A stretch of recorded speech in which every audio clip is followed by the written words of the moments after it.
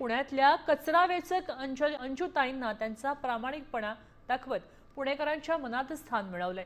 कचऱ्याच्या ढिगाऱ्यात त्यांना एके ठिकाणी एक बॅग सापडली आणि त्यात औषधांसह 10 लाखांची रोकड सापडली। मात्र त्यांनी ती रोकड प्रामाणिकपणे त्या व्यक्तीचा शोध घेऊन त्या व्यक्तीला परतही केल्याचं समोर आलेलं आहे। त्यामुळे सर्वत्रच त्यांचे कौतुक होत आहे। याचा आढावा घेतलाय आमचे प्रतिनिधी सचिन जाधव यांनी। पाहूयात।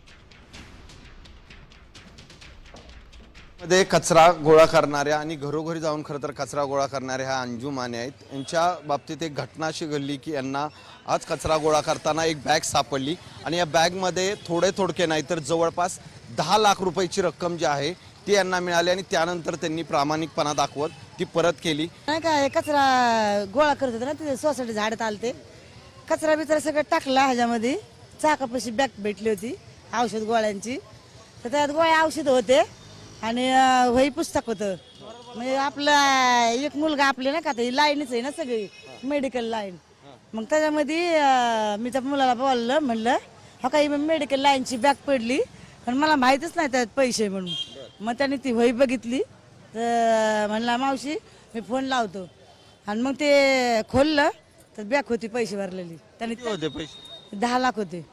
कशी बॅग होती, काय कशात? सगळं मळकटलेली, त्या ना का असं हे लागलेलं धूळ बीळ सगळी। आता त्याला सगळे परत दिले? हो परत दिले। हो साडी सन्मान केला ना 1100 रुपये। वाटते आता की 10 लाख रुपये तुम्ही परत दिले, लोक कौतुक करतायत, हे सगळं एकदम हेच मला बघायचं होतं, हेच भारी वाटतंय।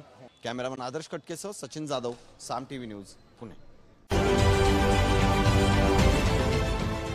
देश विदेशातील प्रत्येक घडामोडींचे लाईव्ह अपडेट मिळवण्यासाठी आता साम टीव्हीच्या सर्व सोशल मीडिया प्लॅटफॉर्मला लाईक, फॉलो आणि सबस्क्राईब करा।